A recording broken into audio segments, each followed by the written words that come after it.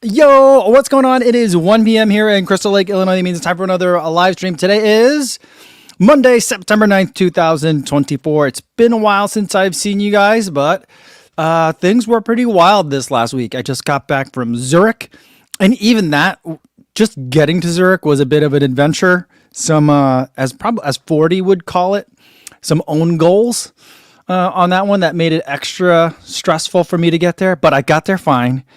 And I made it back, had a great time, connected with some friends while I was there as well. So that was good. Yeah, so now I'm back. And you know what? Before we get into that, let's make sure we're saying hi to everyone listening on the audio only version on the podcast. Guys, I'm sorry. The uploads have been very poorly maintained. That's definitely on me, but I'm trying to get back into the swing of things. I think it's still going to be hard for me to get into the swing of things, but I'm trying. I'm trying to just get my feet back underneath me. Hopefully we get things better. But on the plus side, the weather should have been really nice for you running the past couple of weeks. It's been great here. It's been great in a lot of places that I've been, so I've been really lucky. Some days it's been a little bit warmer than I would have liked, but cooler weather is upon us, so hopefully you're enjoying those times out there. And for everyone watching this later but not live, welcome to the #1 internet radio show about running. At least it's most of the time about running. Hopefully having a good day. And if you are watching later but not live, hopefully putting the dishes away after dinner is going by smoothly. All right. Steve McKellar's here in the chat, and he said, in my group meetings at work, he says, in my group meeting at work, I start with trivia, and I tell the folks there's no points and no prizes. I love that. That's really good.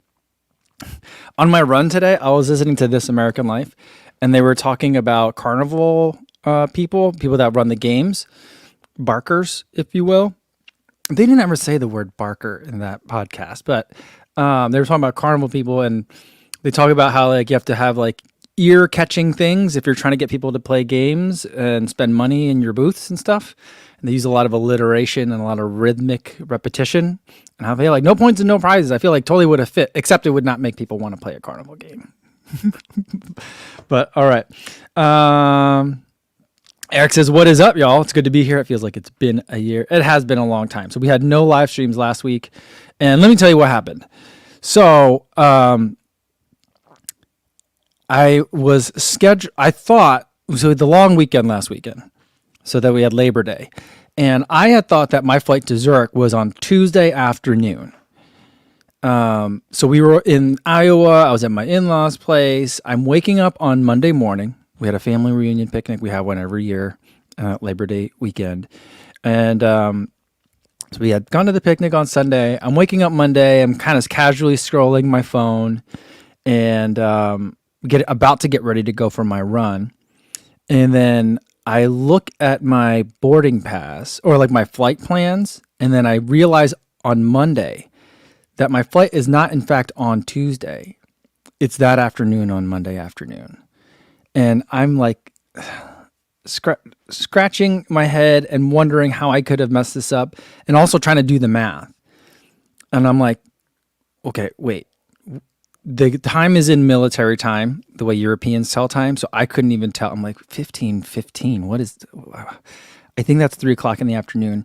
It's 7:00 in the morning and I'm in Iowa, which is a 3-hour and change drive to get to my home. And I haven't even packed yet. So I'm like, do I even have time to wake up my family, get my entire family packed up after a weekend of being at grandma's house in the car and on the road?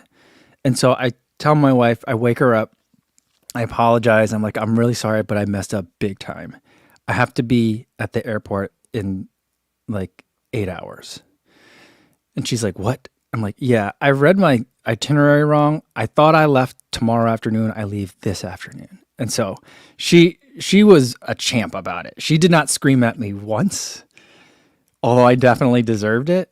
And the kids didn't even bat an eye. They lost a lot of time at grandma's house, but they were fine with it. They were real champs. So I have the most understanding family ever.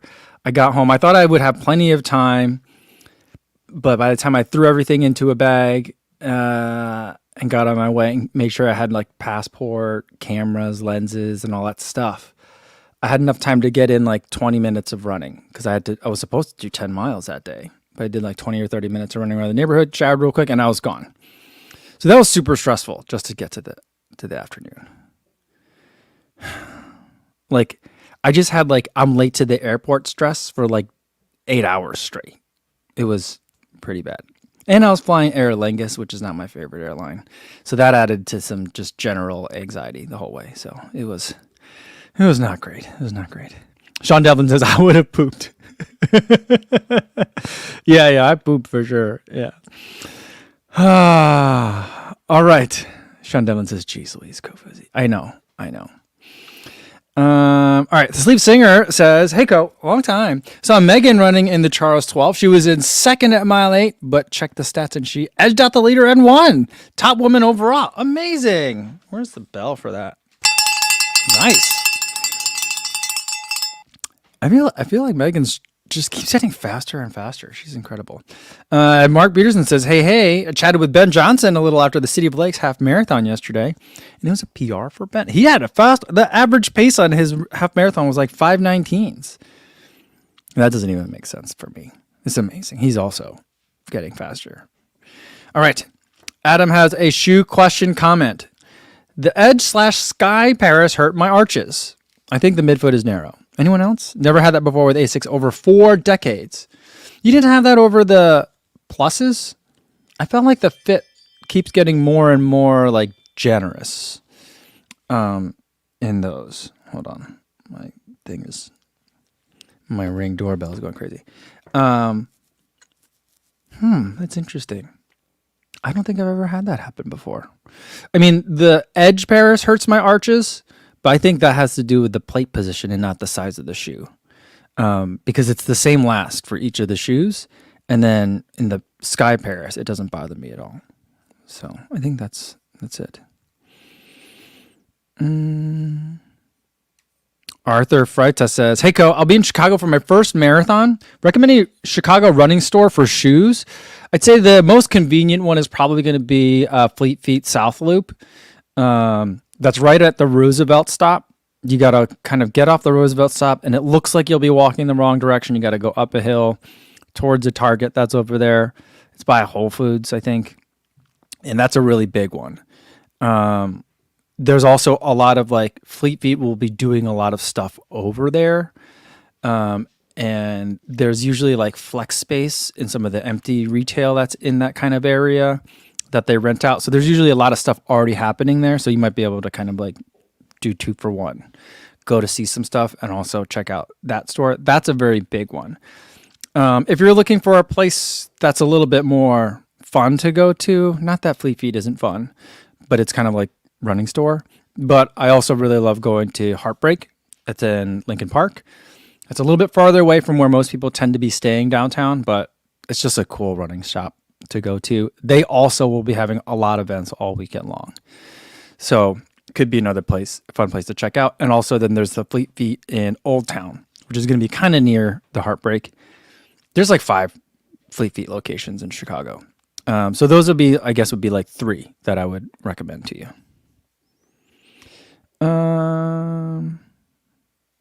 And Calvin wants to know, did I have the right stuff packed for the long flight?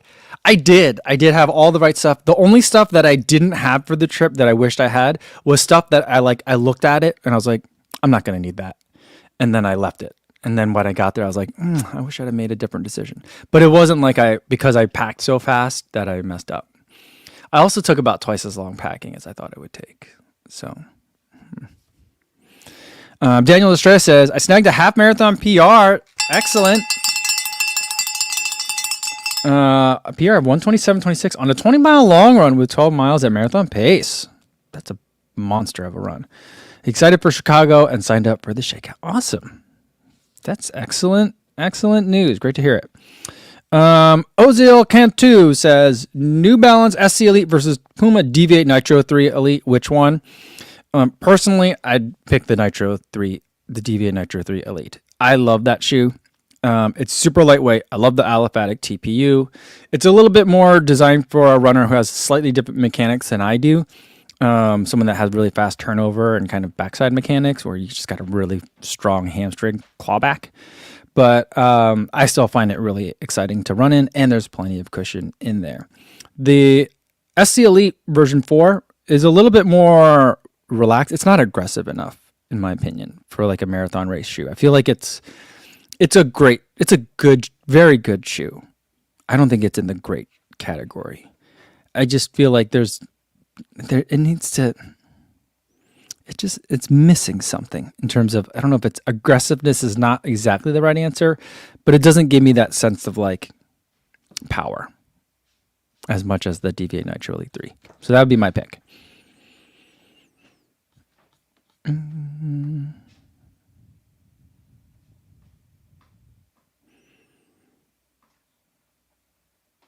Calvin says, all right, iPhone 16 announced, very minor updates, slightly improved camera, battery life, front screen glass, and added a camera shutter button, and of course, AI. Apple's does seem more thought out than Google's. I'm of the opinion that like AI is not great. It's not what I think. You know what I mean? I feel like it's not what I think it is. I've just been consistently underwhelmed. I particularly dislike it in search. I hate it in search. Google is just training me to skip the first top third of whatever it is that they show as a search result. Because I do not like what they've got going on at all. All right. Everyone's trying to get in touch with me right now. Oh, Daniel Burton says, all right, Co, what shoe is sitting on the table? Okay. So I saved this shoe. I'm still working on the Zurich video. My wife's out of town and my parents have just arrived in town. And so that's why the Ring doorbell is going crazy, because they're going heading in and out. But where was I going with that? I don't know why that was a lead in. But anyway, oh wait, that's why the Zurich video isn't done, because I've been getting ready for my wife to leave and getting ready for my parents to be here, stuff like that. But you would have seen it. You will see it in the Zurich video as well. But I didn't run in it specifically so we could weigh it and add it to the spreadsheet. So let me get the spreadsheet out and I'll tell you more about this shoe. Get to my Google Drive, my shoe weights sheet, and then we gotta share it with you guys. See, this always takes so long. Okay, so I got the sheet ready. But what the shoe is, this is the Deviate Nitro 3 in the Marathon Series color pack. So there's going to be I think the entire line gets the Marathon Series treatment. It's a gorgeous shoe. I love the color work that's on it. I want to say it feels lighter than the regular launch colorway version, but there's only way to find out for sure. But I've seen a Deviate Nitro 3 version of this, images, not in person. And I want to say I saw a Fast R2 and also maybe a Mag Max or a Magnify Nitro 2. Can't remember. So like there'll be a whole line of shoes coming out this way. I just think it looks really nice. But I didn't run in it.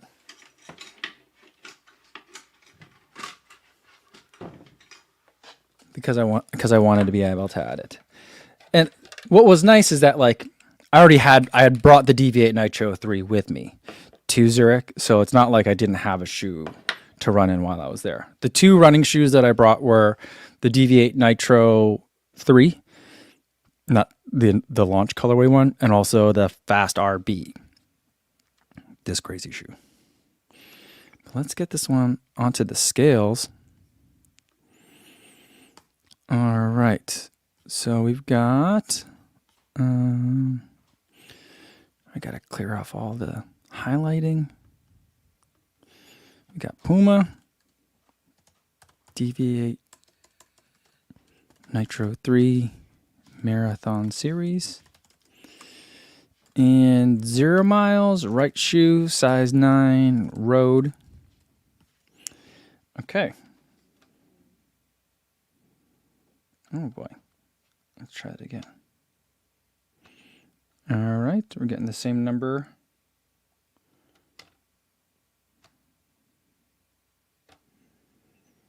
All right, here we go, guys. 9.3 ounces and 266 grams. Let's do a data sort now. I'm so good at this now. A to C. So that 9.3, the Deviate Nitro 3. Oh, see, it is lighter by 2 grams. Not by a lot. By 2 grams. So here's the one that we just weighed, and the regular one is 0.1 ounce heavier, or 2 grams heavier. Which I don't know what like the margin of error is for these things. Like if I had 100 of these shoes, what would be the variance? You know? Wait. Am I reading it wrong? Yeah, no. TV Nitro 3. Yeah.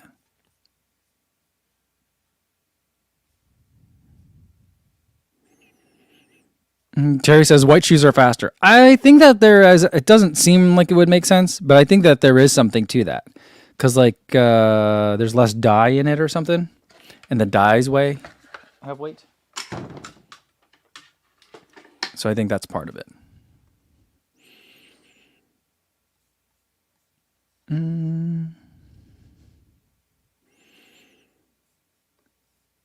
And Brian Lacanello says, "Hey, Co, are you still liking the Fast Start 2? I love that shoe. I have a long run tomorrow. I think I'm going to run in it tomorrow. Yeah. And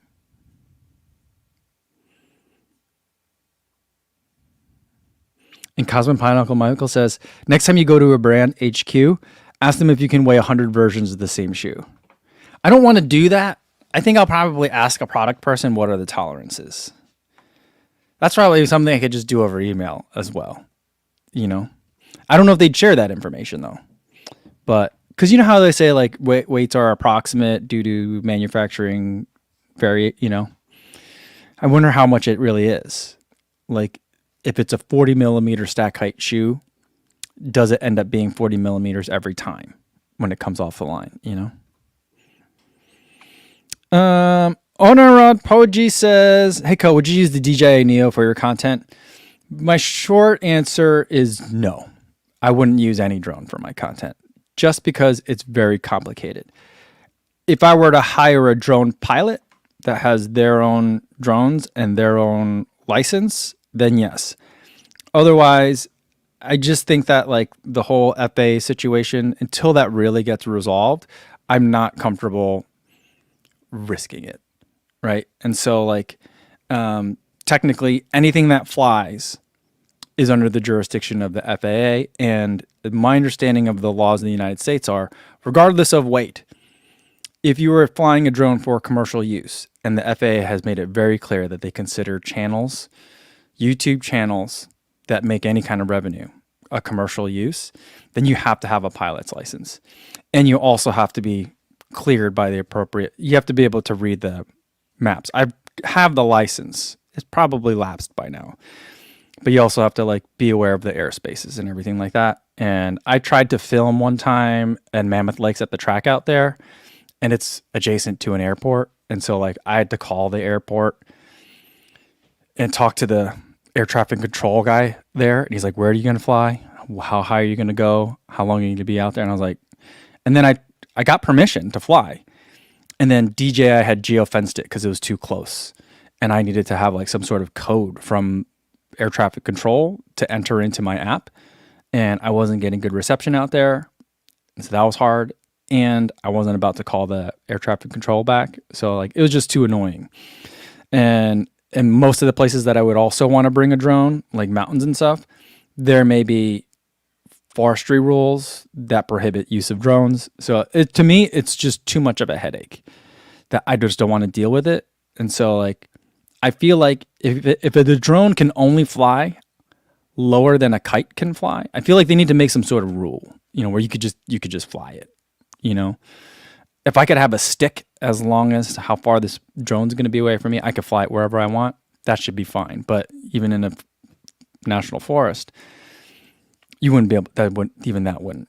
apply. FAA has jurisdiction, the National Park Service has jurisdiction, and they say no. So I just think it's too crazy. Yeah. Calvin Huang says 90% of YouTubers not follow that rule. Then I don't think. I agree. Some of them gotten tagged hard for it too.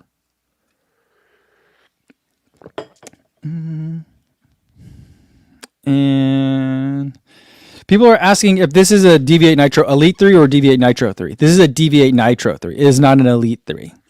So it is the Session Tempo shoe. You could tell because it has the plastic fin on the back. This thing.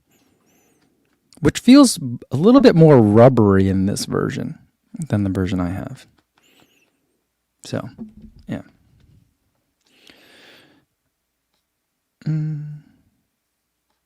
Yeah, Matthias Ventus says, I actually live very close to a small airport. All this is such a surprise to me, but I don't have a drone. Yeah, I also live very close to an airport. There's a small, like, hobby airport that's nearby. There's little, like, single-engine prop planes that are always flying overhead. And where my kids play soccer and softball, they're just, people are practicing flights all the time. And so technically, like, a lot of those places, if you wanted to fly a drone even in your backyard, you would have to get clearance, depending on how close you live. I don't live in the airspace of that airport, but it's pretty close. Pretty close. One time I tried to take a drone. It was like the DJI Mini something drone.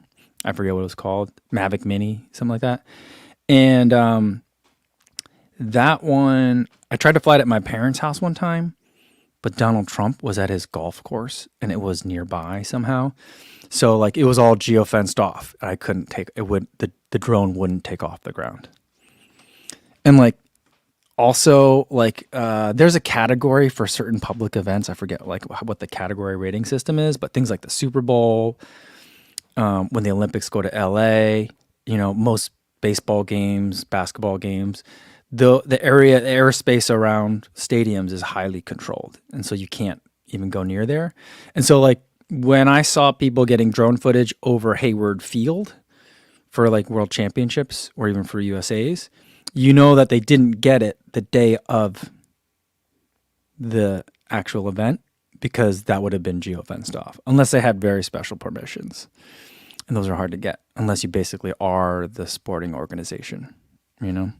So that's the right way to do it. You have to deal with all that stuff, and I hate it. And so I'm like, if I need it, I'll just stick an Insta360 on one of those 50-foot poles, which I do have one of those, you know. I just haven't tried it yet.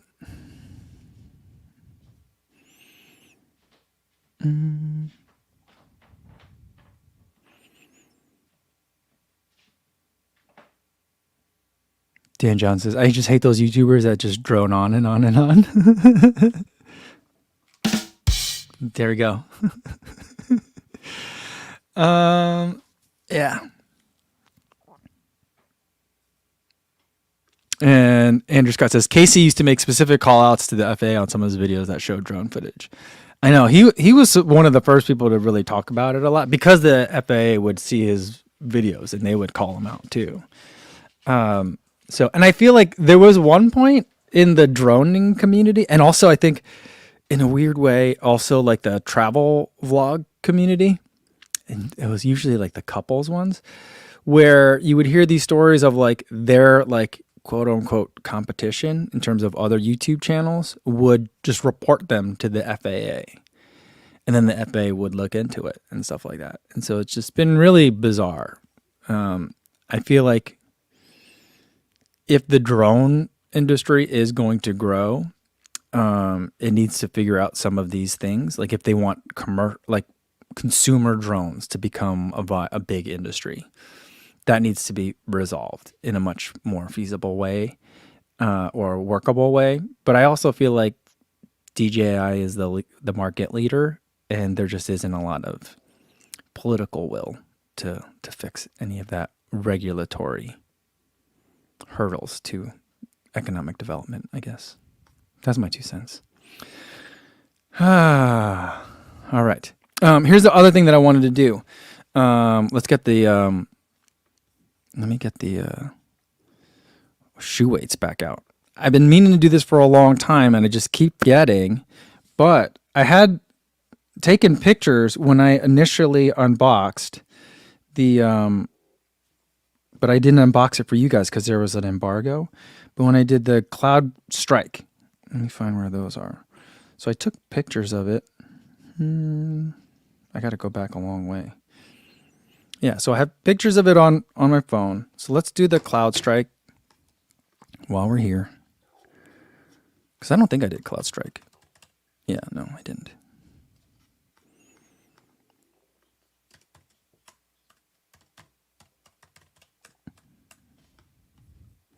We got 0 miles, right shoe, size 9, road.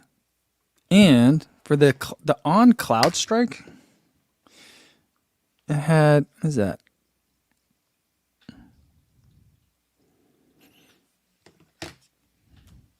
$212 grams and 7.5 ounces is what I have here.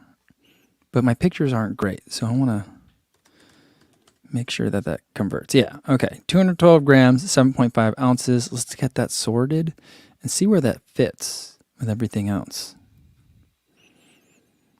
So the on Cloud Strike is a little bit heavier than the Alpha Fly, but lighter than the Endorphin Pro. Just right in between those two.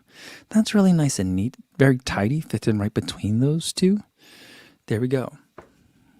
So I've been trying to get that. I've been trying to remember to do that on the live stream for a long time. But there we go.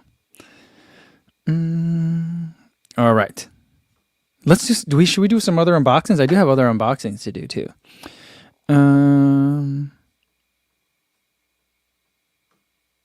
Yeah, Devin Patterson says, they do need to make the drone silent because they are annoying AF. You see, most of the time, the sound isn't that big a deal because you're going to get up higher than people would hear them below you, But I do think that the noise is a big reason why you're not allowed to fly in national parks, is because the impact on the native wildlife that's there. But I was watching a reel from UTMB, and there was an athlete just like power hike. She was running. She wasn't power hiking, but like working up a hill. It was a pretty steep incline, and like I could just hear the buzzing of a drone in the background, and I was like, that's got to be so annoying. You're like in one of the most remote places in the world, and like it's just the sound of machinery is just not blaring, but it's like incessantly in the background. I felt bad for her.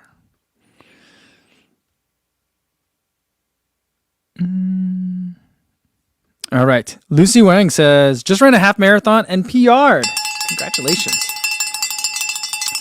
She did it in her SC Trainers 2s, but the trail was big gravel and it scratched up the exposed plate quite a bit. Are carbon plates pretty durable, or is a shoe pretty much done for? I think your shoe is pretty much fine. I don't think that like running on rocks like that is going to give it a lot of trouble. But here's one thing that I had a conversation with Johannes, who runs the account Runners Nerd. And he was telling me that like he has broken multiple carbon plates before. Well, he told me stories about 2 carbon plates. He broke one of them and the other one someone else broke. He was showing a shoe to a colleague, and the colleague just did the thing. You know how people will like bend a shoe? I don't like to do it, but I don't like to do it even in non-carbon plated shoes. I don't think it tells you all that much about the shoe. But like someone was doing that and it snapped a carbon plate, like a brand new shoe. And he's like, he said he emailed the brand. I don't remember what brand it was, but he emailed the brand who made the shoe, and they were like, "Can you show?" Because he had it on tape. He had videoed it, and so they sent the video of, and you could hear the plate snap. And he sent it to the company that made it, and they were like, "Yeah, at that angle, it shouldn't have snapped. We'll send you a different one." And so like there's certain times where things like that can happen. Manufacturing tolerances. Tolerances, that kind of thing, or variation. Sometimes things aren't perfect. And then he was telling me he was at like a shoe booth somewhere where they have exploded shoes where they have like all the components laid out, and he picked up the plate and bent it, and he didn't bend it that hard, and it just snapped, like it crumbled like in his fingers, and he said he felt really bad about it. I've snapped one rod before by running in it in an old Adios Pro. That's the only time I've ever snapped a carbon rod. But people tell me that they snap rods all the time. I forget who else was telling me. Where did I hear this story? Was it I think it was in a Running Warehouse podcast where they told stories about snapping plates too. But like I just don't see it that much. I don't know. All right. Eric says, unbox. All right. I don't have too many. I was surprised. I thought after being gone for a week, I'd have a bunch of stuff. But I got two things. The first one I'll show you is from, I don't know who sent this to me. I'm not expecting anything, but it has a Red Bull sticker, a Weltklasse Zurich, which is the name of the Diamond League in Zurich, and Weltklasse means world class, and it's got Puma sticker on it. So it gives you some ideas. I think I know what this is, but I'm not sure.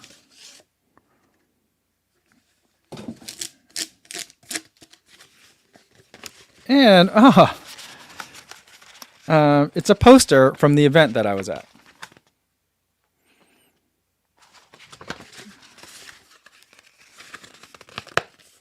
I wonder if I was supposed to get this before I went there. I think I was supposed to.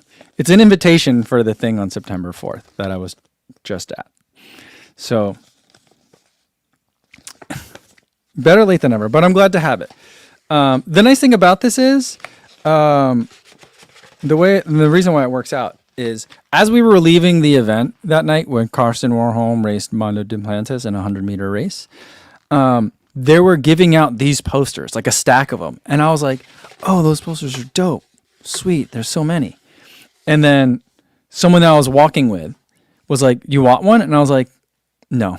They were like, you just got so excited for the poster. And now you can have one. I don't understand. And I was like, how am I going to get it back? Am I going to fold it? I don't have a tube to put it in. So I felt like, I really want the poster. I usually don't want posters, but I wanted this one, but I had no way of getting it home. But now I have one, so this works out perfectly. This was a very fun event.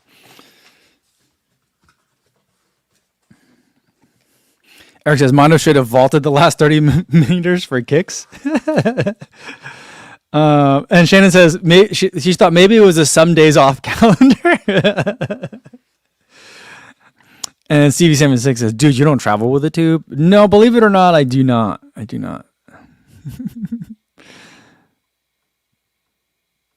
And Matthias Spencer says, did anyone say anything about the mile that Kerr threw down the other day? Quite impressive. I've been thinking about that mile a lot because he was in Zurich. He raced in Zurich. So he raced Thursday night and then would have had to flown back to do press events on Saturday for the Fifth Avenue mile. And he's the defending champ. So so I feel like that's why he really wanted to make sure he made it back. But he was there all day Saturday for all the press events. So I left Friday morning and I got back Friday afternoon. So he probably did pretty much the same thing I did. I don't know how he did it. It's crazy. But he made the flight, and Carissa Schweitzer, who also won, for the women, also raced on Thursday. She ran a 5K on Thursday, and she ran a very good 5K on Thursday, and then came back to race a mile. So that was crazy. But Steve Kerr, Josh Kerr ran a 3:44, broke a 20, maybe even more, a very long-standing record. It's not world record eligible, but it was a fast mile. Daniel says crazy fast in New York. And Adam says, Carissa's mile too, not bad for a 5,000, 10,000 runner. Yeah. It was, I didn't see either of their races, but just to see that they won is incredible. And Vanessa Martinez says, you should admire more things and maybe you'll receive a few more gifts. I think I'm going to be more careful about admiring things. And I don't want, I'm glad for this one, but I don't want people to think oh, he's asking me to buy that for him. So that's the thing.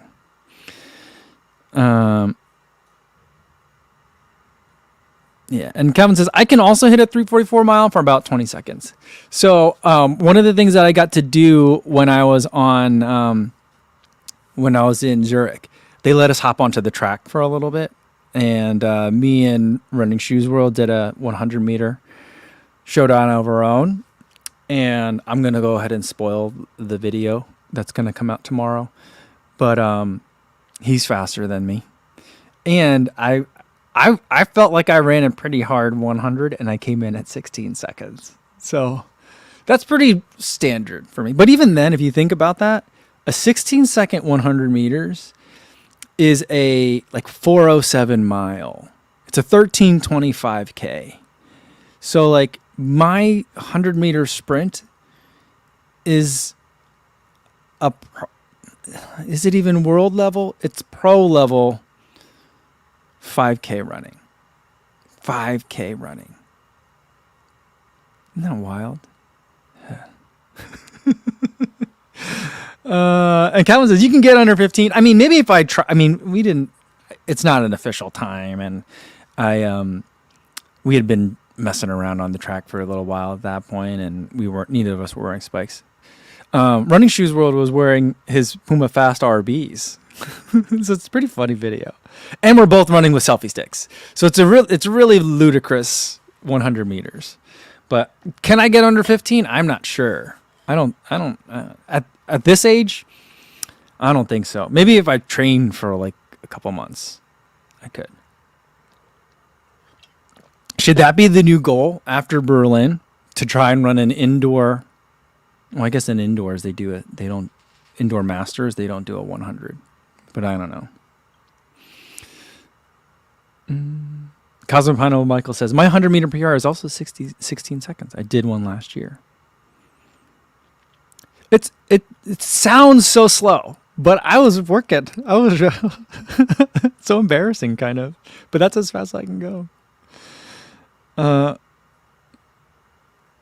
Calvin says, tell Sage immediately after Berlin to build a 100 meter race block. And Daniel Burton says, there might be a world record for selfie sticks. I did have 2 camera angle changes in there while I was running the 100. That doesn't make any difference, but yeah, I guess. All right, Paul McDonald has a running shoe question. I've just over 150 miles and a pair of Noblast 3s. At what point should I consider a new pair? Can't find too much clear info.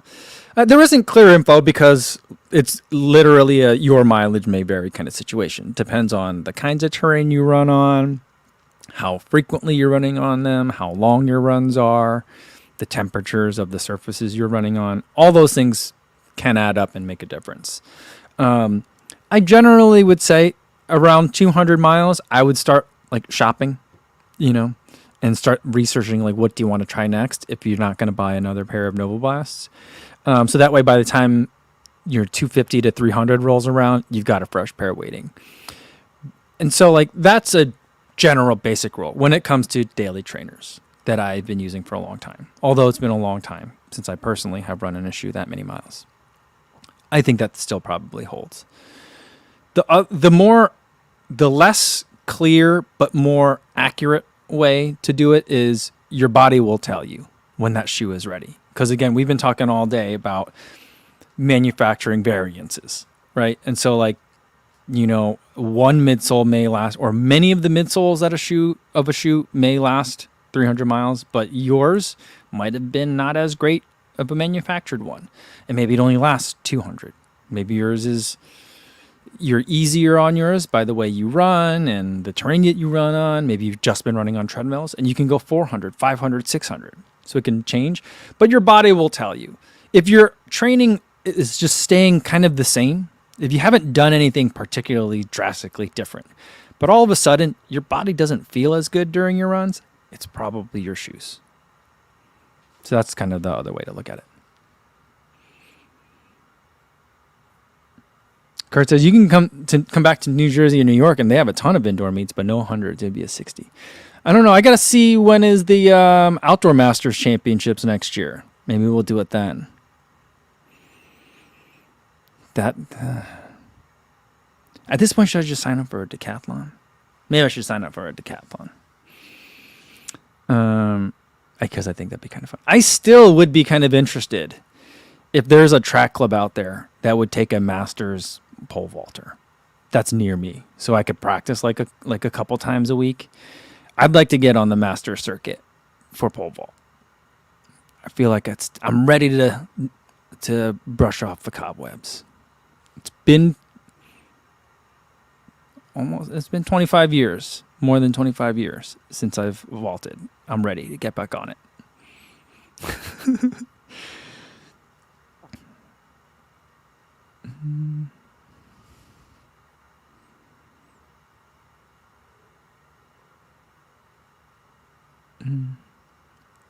Eric says, Commando Senior. There we go. I'll challenge Mondo next time. But maybe I think the only way it would even work. No, there's gonna be no way. Even on a short approach, he would still be able to destroy me. There's just no way to handicap it, unless he just gave me 2 meters, 3 meters, 4 meters. All right. Matthew Miller says, random sizing question. How did the Puma Deviate Nitro Elite 3 fit? Any chance of doing a video just based on sizing of some of the more hard to find shoes, since you can't just go try on in store?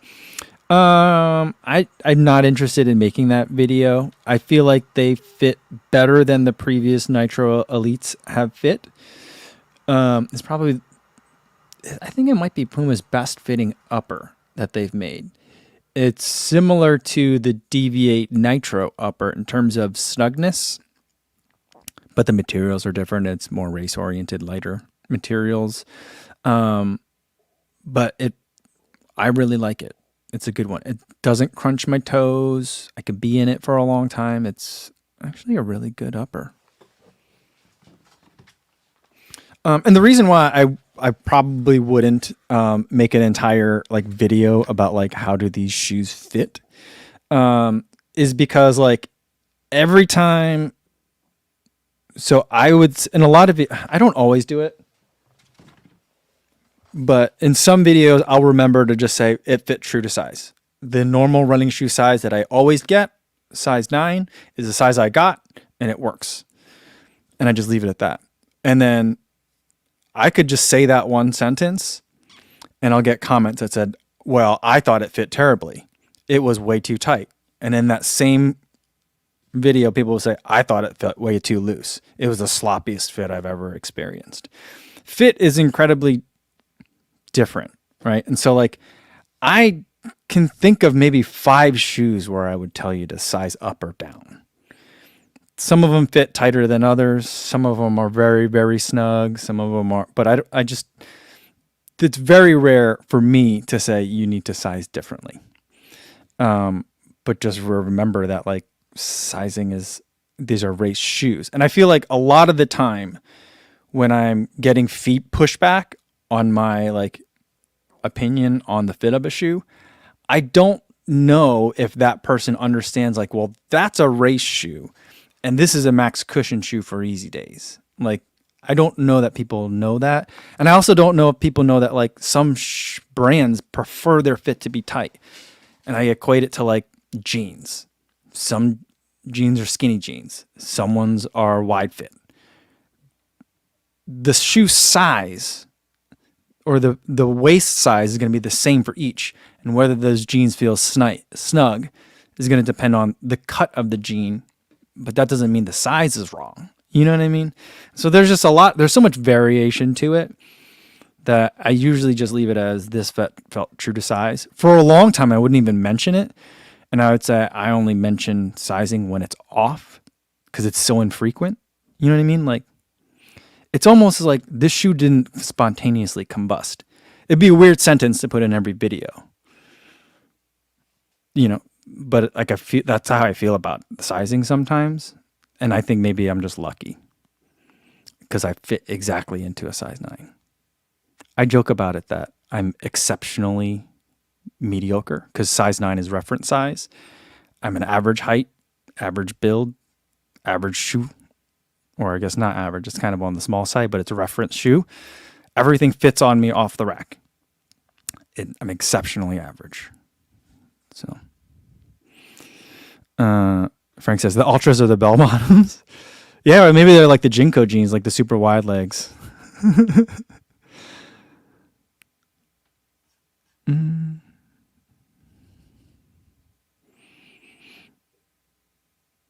Affluent Journey says Cloud Surfer next. I don't have it. On hasn't sent it to me. I suppose I could ask for it, but I've currently got a backlog of shoes. So like if they send it in the interim, great. Hopefully I can get to it. I don't really understand where it fits in the lineup because there's a Cloud Surfer, right? There's a Cloud Surfer Trail and then Cloud Surfer Next. Is that a Cloud Surfer 2? Is that like a Peg and a Peg Turbo? I'm not sure. And so like if it was another Cloud Tech Phase shoe, then I'd be like, send it. I need it. I want to review it because I want to see where these new shaped Cloud shoes are going with on. But if it's another variant of the Cloud Surfer, I'm a little bit less interested. So like, if it comes, I'll review it. If it doesn't, I probably won't. Unless like I stop getting shoes for the rest of the year and I'm like looking for shoes to review.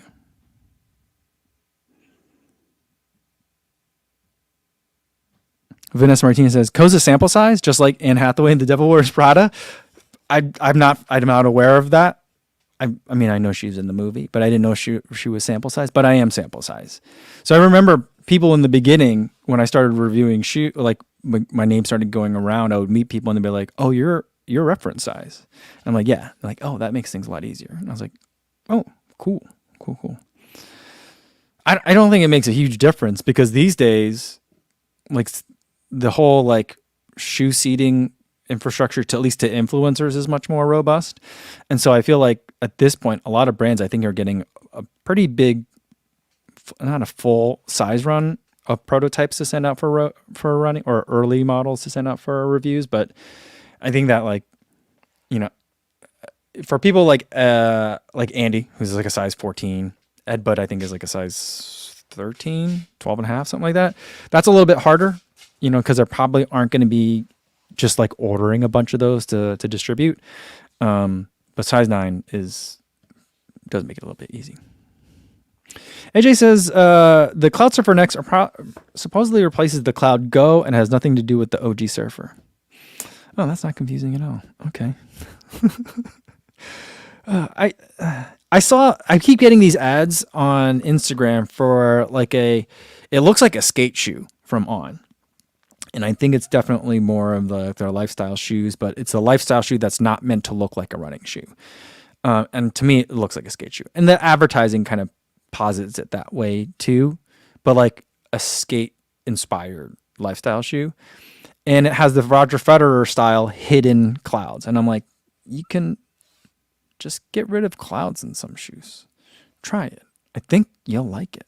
You guys have good foams. So I'm like, we're getting so close.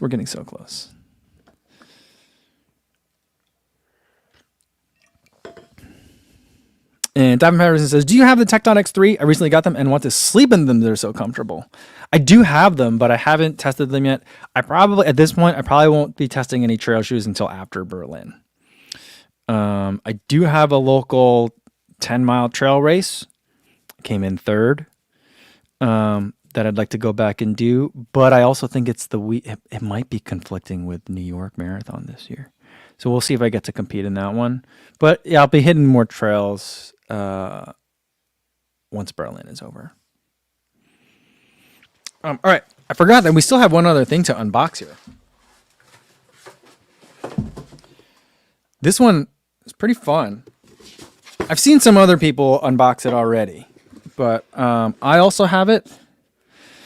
This is Locker 321. It says active eyewear for anyone. Team Flamingos. It says no slip, no bounce on the side. I'm guessing the code here is either 123 or 321. There isn't anything in here that tells me what the code actually is. Oh, 321. There we go. I suppose this is a little lock you could keep, I guess. Is it a real? I don't think it's actually a real lock. I don't know. I probably could have just yanked on it hard, and it would have been open. I mean, this is cardboard anyway. But here's what's inside.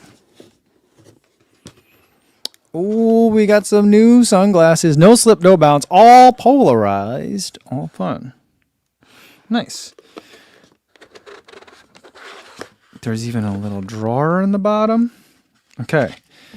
We've got the Bolt G, the Bug G, and the Astro G. Some new shields. Which is cool. And it has a fully adjustable nose piece.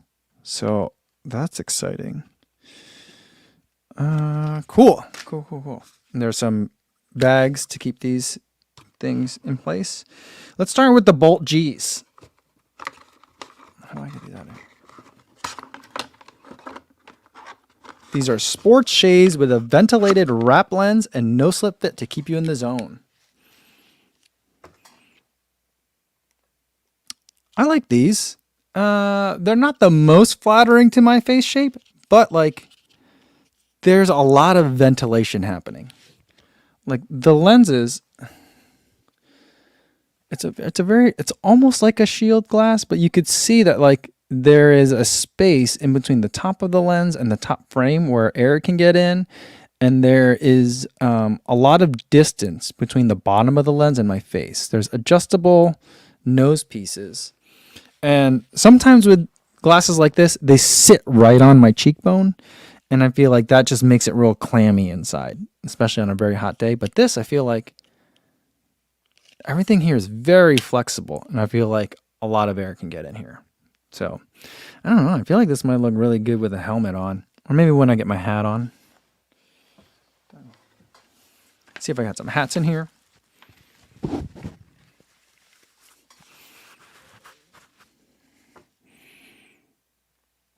We'll have to try it out. I'm not sure. It's hard to tell because my hair is all messed up. But yeah.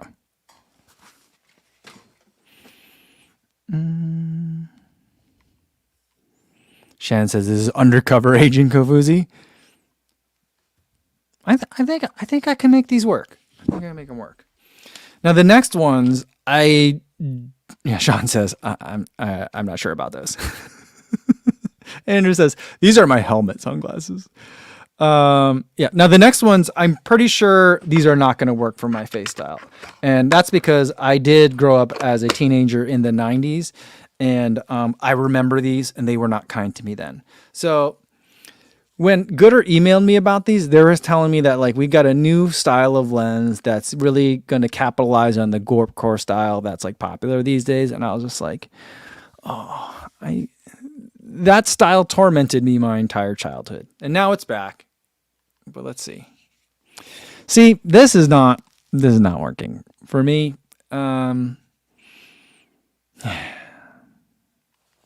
Yeah, Eric says these are bug eye styles. This style of sunglasses did not work for me in the 90s. It does not work for me now. Calvin says you want to hit the arcade and then get a Nirvana CD later. Yeah, I don't know. I mean, like I did spend a lot of time in both mall arcades and at Sam Goody, like just listening to music at the mall. But like, I didn't do it wearing these because these definitely did not work for me. I mean, I think I've seen, like, I think Molly Seidel's been wearing these. That works for her. Doesn't work for me. All right. Stevie76 says Cole got bullied in them. Probably. All right. These are the Astro G's shield sunglasses that prove the sky's the limit. Nothing is the limit. I've had the other shields that Gooder made, the first round of them. These are supposed to have a bigger fit, so they're supposed to fit a wider face, and I definitely feel that. The last ones, I felt like they were on me the entire way around, and definitely there was clamminess on the inside. This is still pretty close to my cheekbones, but I feel like I could definitely wear these. I think I like these. Daniel Burton says those look good. Martha says no bueno either. And Sean says, oh hell yeah. I feel like these work. These I can make work. Frank says that like ski goggles. I could see wearing these in the winter just to keep some of the frost off my eyelashes. And Juliana says that they're ski ones. You know what? Smith Optical never sent me those those ones that had the ski goggle inspired ones. That's okay. I'm not gonna hold that against them. But I also do have a pair of ski goggles from Gooder as well, because I don't know if you guys know that Gooder makes ski goggles. But it didn't get cold enough this winter, at least not when I was in town, for me to run with them on. And they're not meant to be running ski goggles; they're meant to be skiing ski goggles. But I asked them to send them to me so I could run in them. But maybe this winter it'll get cold enough. And PG says you look like Doc Brown with those glasses on. Great, Scott. Yeah. Yeah. Maybe that's what I should be for Halloween. Maybe I'll be Doc Brown, and I'll get my daughter to dress up like Marty McFly. That would actually be pretty funny. And Terry says, "Can you get prescription lenses in Gooder?" I do not think so. Not from Gooder anyway. I mean, I guess if you had if you're friends with a eyeglass maker, they might be able to do that for you. But I don't think you can get that's not an option when you order Gooders. There we go. That was it. That was fun. Wait, Sean Devlin says yes, you can. Oh, okay. I don't know how to do that.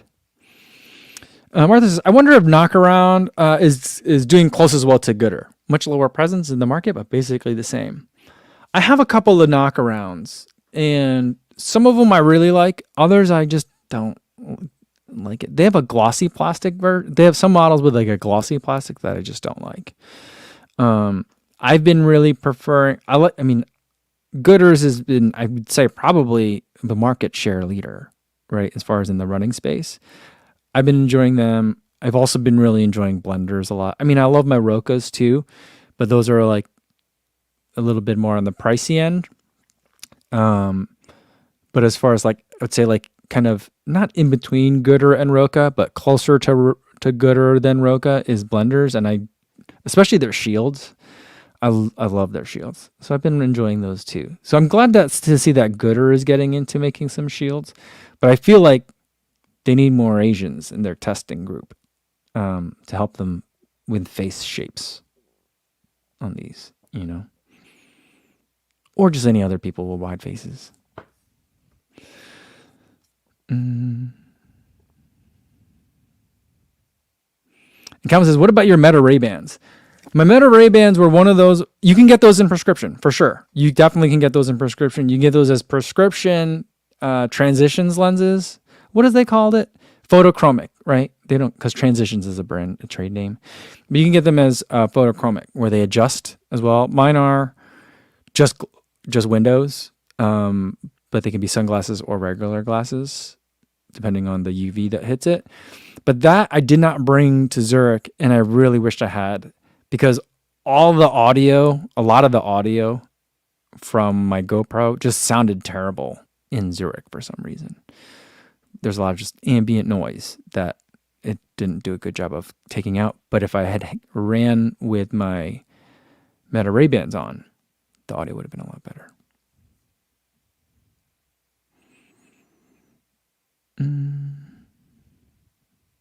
Cosmo Pinnacle Michael says, this is the sunglasses influencers portion of the live stream. I guess. I mean, I think it's good that there are many options. And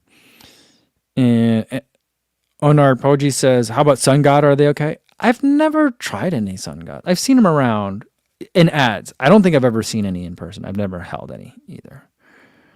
But Calvin says, I use Sun Gods. They're a bit pricier, but they have a lifetime warranty.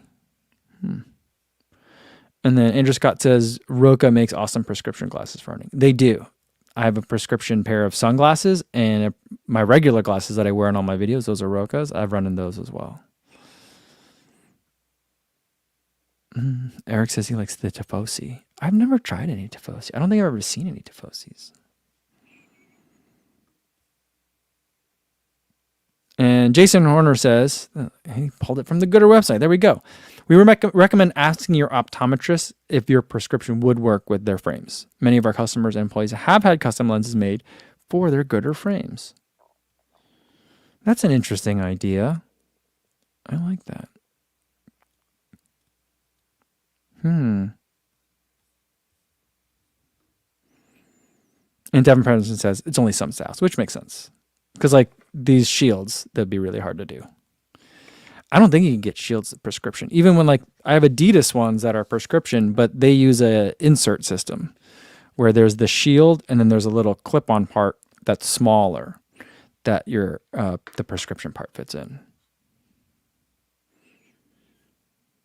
And Jason says, you might as well get a better pair from Roca or Oakley if you're going to go prescription, in my opinion. I don't know. I guess I'd kind of agree. But if you love the fit of the gooder or maybe like the funky styles, I could see it. Oh, and Diamond says, I run in prescription gooder glasses that I ordered on the Gooder website. Okay, so it works. You can do it. Thank you.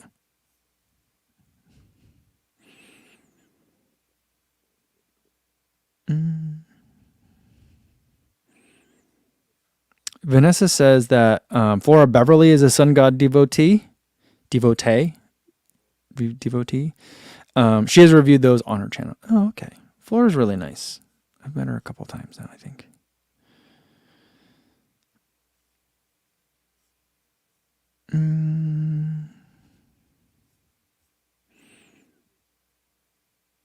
Video Guy Man 7 says, any info on Berlin events, by the way? I have some updates. They're not great. I'm not sure if I'm going to have my own separate shakeout run event. I have to check in with my management. I've been really good. I've been ignoring a lot of people's emails while I've been traveling so much this summer. They're on top of it. I'm not. But I just kind of have to figure. They sent me an email about something, so I have to figure it out, and I'll let you guys know as soon as I can. But I'll probably be where you're going to be, if you think about it that way. So we'll be able to meet up. It just might not be a Kofuzi event, if that makes sense. Okay. I think that's a good place to leave it for today. Thanks everyone for tuning in. We'll do another live stream on Thursday. I don't know if I'll have any packages to unbox. I'm not really expecting anything. So if I do, it's because some surprises came. So we'll see what there is, and wait for tomorrow for the Runner's World Zurich Diamond League. It should be a fun one. It's gonna be a little bit different. All right, bye.